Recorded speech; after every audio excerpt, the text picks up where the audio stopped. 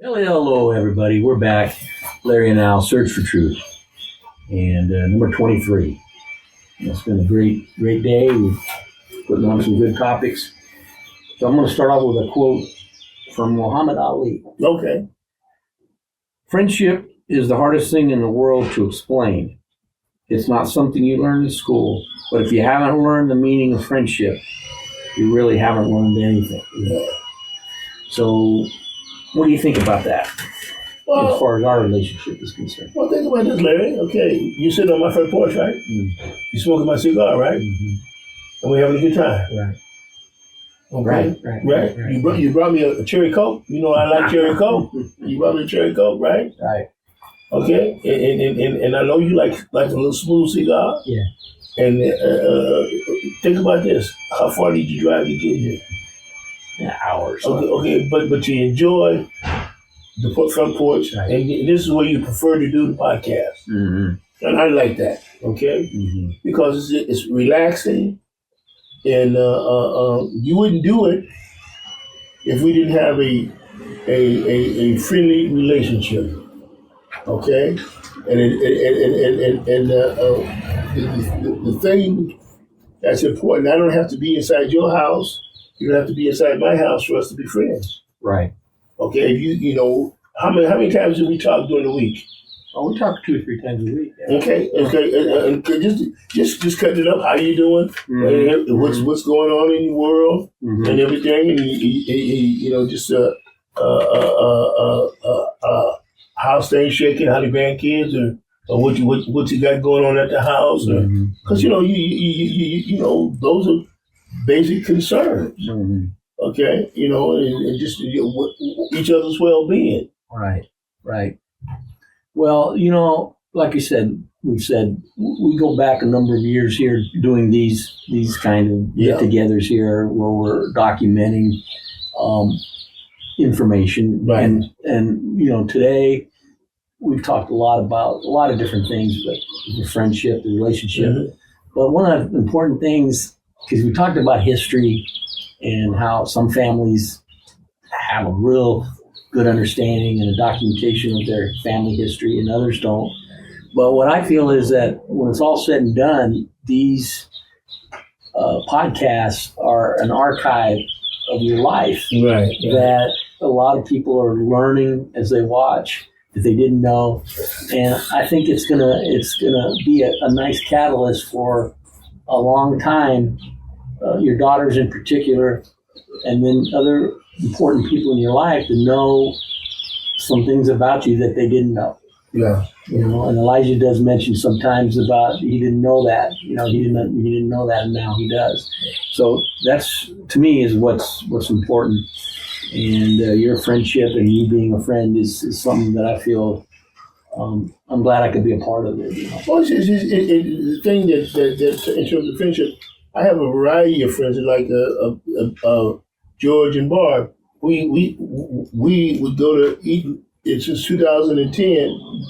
We would go every first of every month. Go eat. Go different restaurants around Orange County and go eat. I mean, doing different things with different people, having different experiences with different people. Okay, as a friend, you acquiesce what you like to do to help to be a part of what other people like to do. Okay, it's not always me driving the bus, it's let somebody else drive the bus and let somebody else have an idea. Okay? It's just like with my daughters. I got the one that lives far away, but when she comes in, you know what she likes to do? Order some food and we start watch Spectre movies. Yeah. And say Taylor Lynn came over last night. She called me and said, "Dad, you up? You okay?" And I had a tuna melt ready to go, and we watched 2 movies. Okay, and then my oldest daughter, she doesn't like to watch movies, but she'll come by, and we'll sit down and we'll talk for half an hour or so, whatever, and she'll, and do that. But the important thing is that during the weeks, I hear from one every day, and then I hear from the Tuesdays and Monday. I hear one from one driving on the way to work. How you doing, Dad? Blah blah. The other one, Dad, I'm coming over to spend the, especially in the football season, okay? The football season, then we order food and we watch the football game. Right. Okay, in terms of, as a parent, that's wonderful because, hey, what do I always say? Man, it's a blessing that your children speak to you. Mm. Okay, you think about that. It's a blessing that your children speak to you. And they're not obligated to speak to you, but they speak to you for whatever reason. And I don't get into their business. They might ask me a question, and I'll give them my point of view. And what I've learned is that the words I use, they've changed in terms of how they think today. We've talked about the generation of young people, their mode of entering into society is not like we did, where we went to work and got educated and went to work to get that thing. But you think about this with the electronic age, you got the podcasts, you got TikTok, you got all these other things that people say, well, I'm going to monetize myself. Okay, that's how I'm going to make money. I'm going to monetize myself and do that. But the bottom line is, nothing in life is not, if you haven't earned it from the bottom level and working your way up to the top, you don't appreciate it. You don't have appreciation. No appreciation for it. Well, you said something about obligated. Kids. You don't think that your kids or kids should be obligated to keep a dialogue or a relationship with their parents. There's not. You feel there should be an obligation? Well, some kids don't want, because of how they were raised. Some kids don't even want to talk to their parents.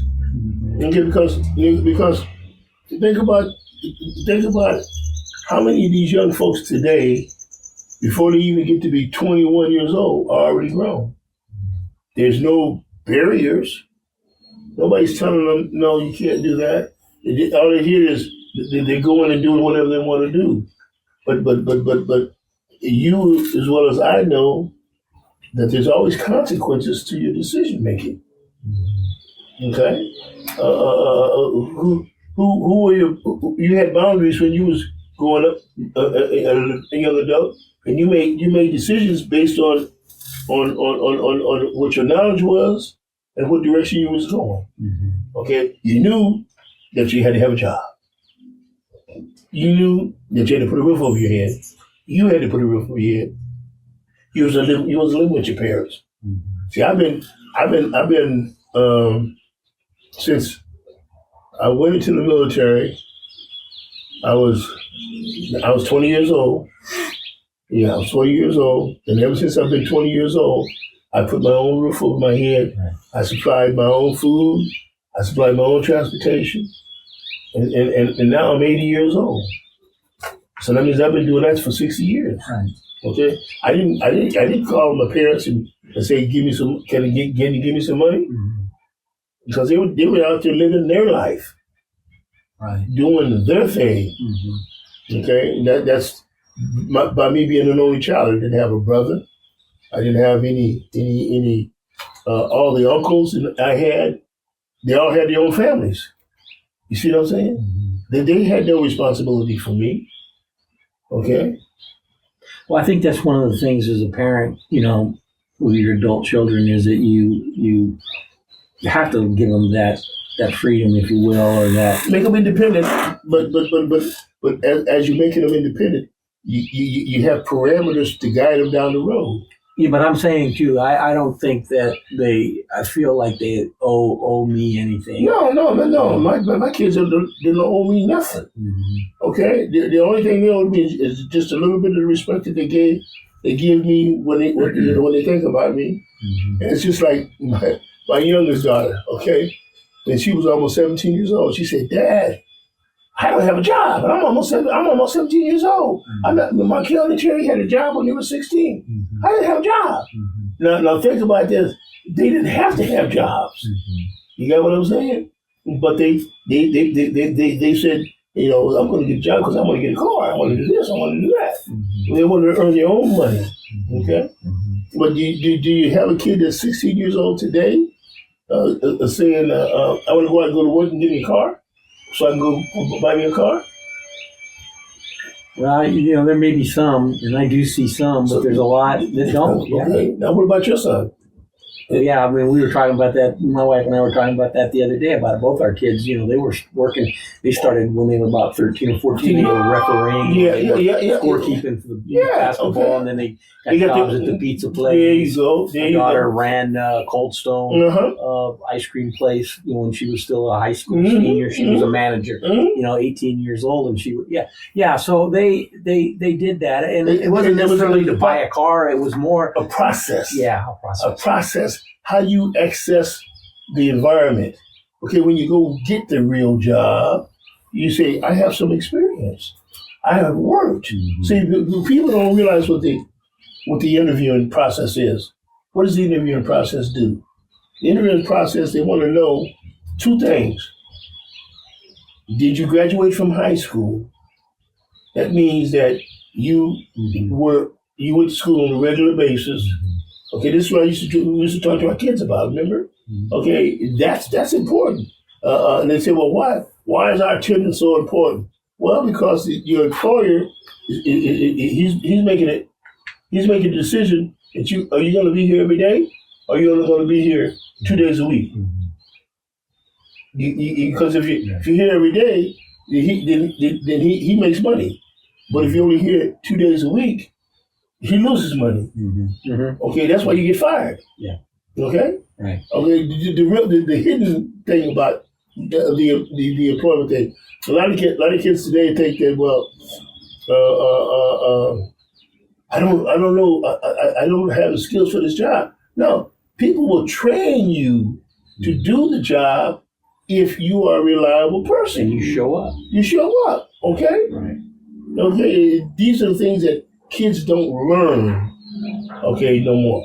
Well, that's one of the things that was a decision that my kids, Marianne and I decided, you know, we would pay for their college. They had to have at least 12 units. They had to be a full-time student, and they had to get a little job. I didn't care what they did. I don't care if they worked 5 hours a week, whatever. They had to have a job, and they kept to that. And I always felt like, the education is important. The formal education, go to class, do the work, pass the course. But I still believe that what they learned at the basic work level, the entry-level jobs that they had, is really the most important thing that they learned about responsibility and commitment and showing up and doing the job, putting up with all the stuff that you have to put up with in an entry-level type position, or for any job for that matter, because it teaches you, even now they're both professionals, they still have to deal with a lot of stuff. It's just like when I was on the Little League field, and I was working with this, because in New Orleans, I was only like 90 in the Little League program. Right. And my son was gone, and I didn't have any children in the league. And one of the kids that came to my birthday party, since he was 11 years old. Oh, he was there, right? Yeah. Yeah, but one lady came up to me, and she says they had moved in from up north, and I was working with their son, and they liked the way I worked with them. Because my thing is, I want everybody to get involved. I'm teaching everybody. Right. Okay. And she said, does your daughter want a job? And I said, well, I'm talking about Terry. And she would say, yeah. And guess what? The lady worked at Mervin's. And Terry worked at Mervin's from 16 until she was 36. Right. And she retired from Mervin's. I mean, and before she went to work her regular job. Okay. She worked at Mervin's. That's how she paid away. And I made a deal with her. And I said every semester she was paying her own way going to community college. And I bought her books. Right. Then Marshall was up to Santa Barbara, and she had a little job, and I said, send the money up there. And then Kim went to Grammar, and I sent a little package down there. Okay, but they all had, they all were supporting themselves as they were going through, and all we had to do was just give them to make sure that they had plenty of food and money, and pay for their tuition and stuff like that they had to. I never saw it as a handout, more a hand up kind of thing. That's it. I mean, and I think I was able to. I put money aside for each one as they were going to college. Right. So I mean, my sacrifice was little. I was okay, but I put the money, invested the money in my children. Right. Okay, for them to be able to have a college experience. See, that's what I don't know if people, a lot of times parents see that it really is an investment. And like you said, the job that we wanted them to have a little job to kind of balance out their formal education was to basically just show them that you can have it, you can do it, and you can, like I say, you can time management and so on and so forth. But that was really important, and I think I never expect them to appreciate that. Or and the older I get, the more I realize it's not important at all that they have any appreciation of it, because really now they have kids, and it's important that whatever they learn, they can pass that on to their children, and then they continue it. Because my children, one thing they said to me when because Brenda and I divorced, and one of the other things that they said to me, they said, "Dad, I want to thank you and Mom for making us independent." Wow. Okay. I mean, they and when I say this, they're far into their careers where they're thinking about retirement, right? And I didn't never paid a bill. Yeah. They never called me. Never called me and said, "Yeah, well, I'm short on my money and I need no." But they managed their own money. Right. Okay, they figured out. When Markel got back into the workforce after her husband passed away, she bought a car, paid off a car, all that kind of stuff. And I was saying, if you need a hit, then let me know. But they kept on going. They make their own money. Mm-hmm. They travel around the world, right? And they do that on their own, right? Which is, you can, I guess, as a parent, you can't ask for much more than basically launch them and let them be successful. And each you've one done your part. Each one of them has their own property. Yeah. When I had my properties, and I said, "Well, you guys want to? No, Dad, we don't want your money." That's what they told me. We don't want your money. We don't want. Yeah, you mentioned that before, right? But I mean, when you share their what they do with you, and they come and watch TV, watch a movie, watch sports, or just hang out. You have breakfast with Markel, I guess, what when we talk about generational wealth and things like that. Mm-hmm. They know when my time is gone off this earth. Mm-hmm.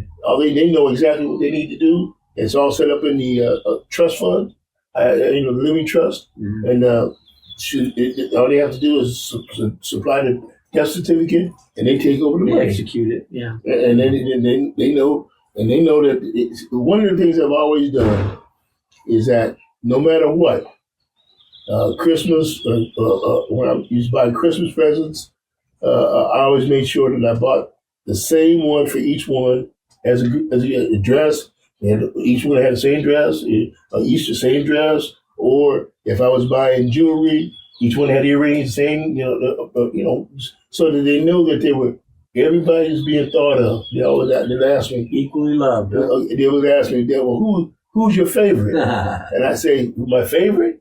All of y'all my favorite." Yeah, you gotta choose. Right? I don't choose. I ain't making no choices. Right. Okay, because you all have done well. People say, "Well, but you don't have grandkids," or like I told my children, I said, the girls, I said, "You don't have to get married to make grandkids for me. Mm-hmm. That's not the issue. You get married because that's what you want to do. Mm-hmm. You find somebody you want to live with, or whatever, mm-hmm. and that's you." Okay. Mm-hmm. Mm-hmm. But friendship, getting back to the friendship thing, is that you have to respect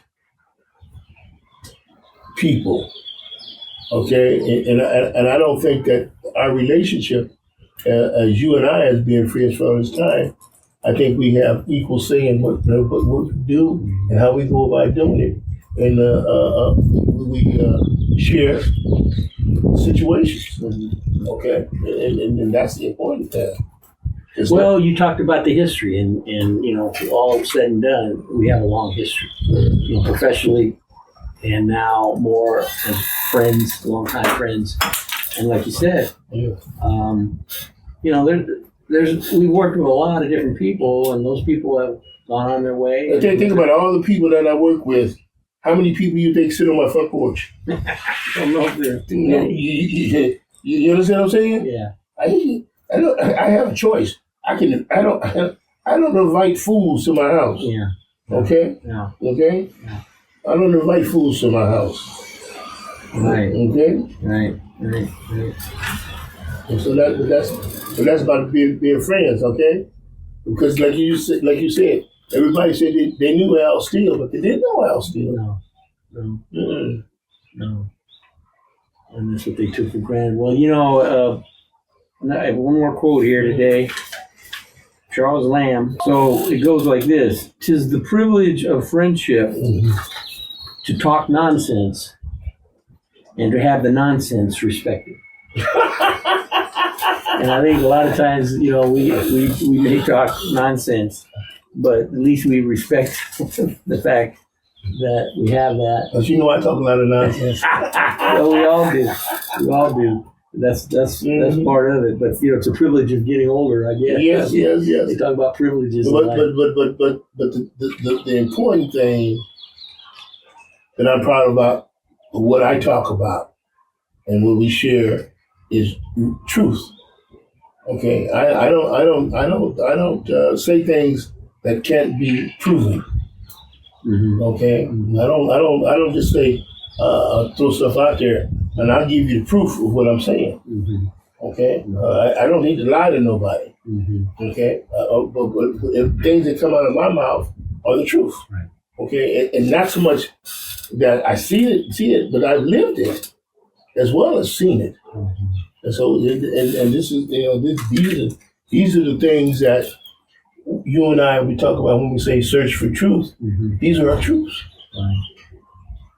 Well, you see a lot of people. I mean, I don't watch them much, occasionally here and there, but a lot of people are podcasting, if you will, Mm-hmm. talking about things, and that's great, and they have something to say, but you can't replace the longevity, the years, the No. experiences, and that's why it's so important that you share your history, your experiences, and there's such value in that, whether people recognize it or not.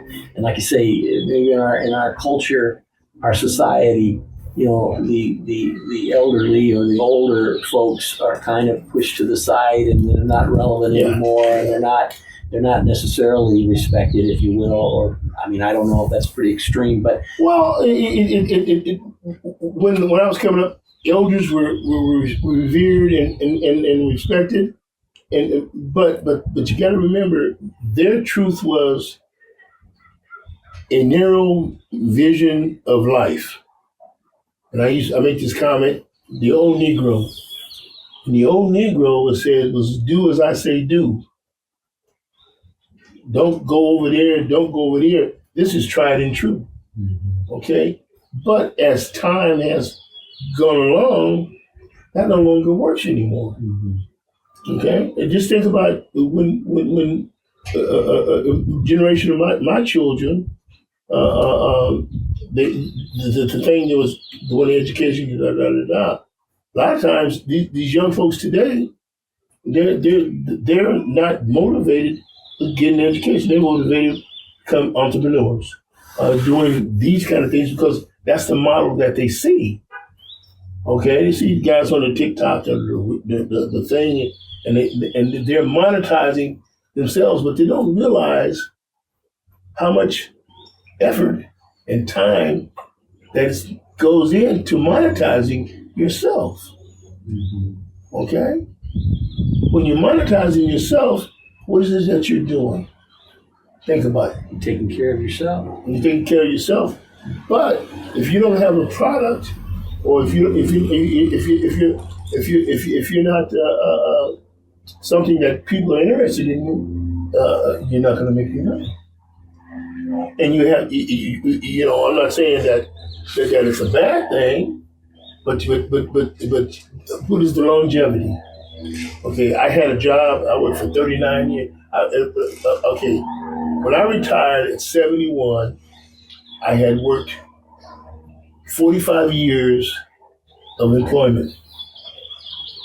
I worked a probation department for 5 years, and then I moved over to the Department of Education for 39 years. Mm-hmm.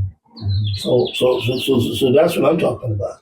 Longevity in the employment field. And think about that. Well, that in itself is a major undertaking, a major accomplishment that isn't necessarily respected sometimes. When they're in the midst of their lives, like our kids, you know, developing their careers, raising their families, you know, taking care of themselves, they haven't really, I don't know if they've taken the time and the pause to reflect on when they reach your age, my age, if they will be able to really appreciate it. And I think they will, but I don't know if they will, if they do right now. Well, they're just busy doing what they need to do. My daughters are doing this. One's in their mid-50s, the other one's in their early 50s, and the other one is approaching 50. Right. Well, they said to each other is that we're gonna retire in our 50s. Now think about that. Okay, and then you know, my younger daughter said, "Dad, we go to some island or whatever, and we're gonna take you with us." And I said, "You want to go?" I said, "No, you just do your thing." Okay, but they're prepared for that, and that's an individual thing. And I'm thinking to myself, geez, I never thought about retiring in my 50s, but I had children. But see, they don't have children. I got you. Okay, I got you. so they can take care of their own self, and there's ain't nothing wrong with that. Right. I mean, you know, they know how much they have for retirement. No, I didn't even know how much I had for retirement. Yeah, I don't know if I was thinking about that very You know, much at their age. You know, I was just trying to I was continue to put a roof over the head Yeah. and provide and survive. You know, when Terry Lynn told me, she said, "Dad," you know, because she works for Human Resources, okay? Yeah. She said, "Dad, you need to retire." I said, "What do you mean I need to retire?" Because you have the kind of retirement that they ain't gonna have no more. Right. And she said, all you're doing is you're working for free. Yeah. And I said to myself, well, when the day that I go to work and I said I can't deal with the kids no more, that's when I retired. And that's what I did. Yeah. Okay. Yeah. When I went over to the retirement people, they said, "Well," I said, "Well, how much do you retire?" I said, "Oh, you get 100%." Yeah. I said, "Okay. What do I have to do?" Okay. And Brenda got her money. You know, because, you know, when we got divorced, she got up to 10 years, whatever. And she got her money and I got my money. Yeah. But going back to the friendship thing, and this is being 80 years old, turning 80 years old, it's a blessing that I have you as a friend who is walking along the path with me doing this podcast. Mm-hmm. And we're talking about things, and it's not an adversarial situation. Right. It's a respectful situation. You ask me questions, I ask you questions, and we talk about our truths. Okay, and you know, like I said early on in a podcast, I don't know what your religion is, and I don't know what your politics is. Mm-hmm. We never even had that conversation, but it's not necessary to have that conversation. You see what I'm saying? Because that's an individual thing. Well, it doesn't necessarily have to weigh in on the friendship. No. It doesn't have to. I mean, it isn't a qualifier, Mm-hmm. and that's the important thing.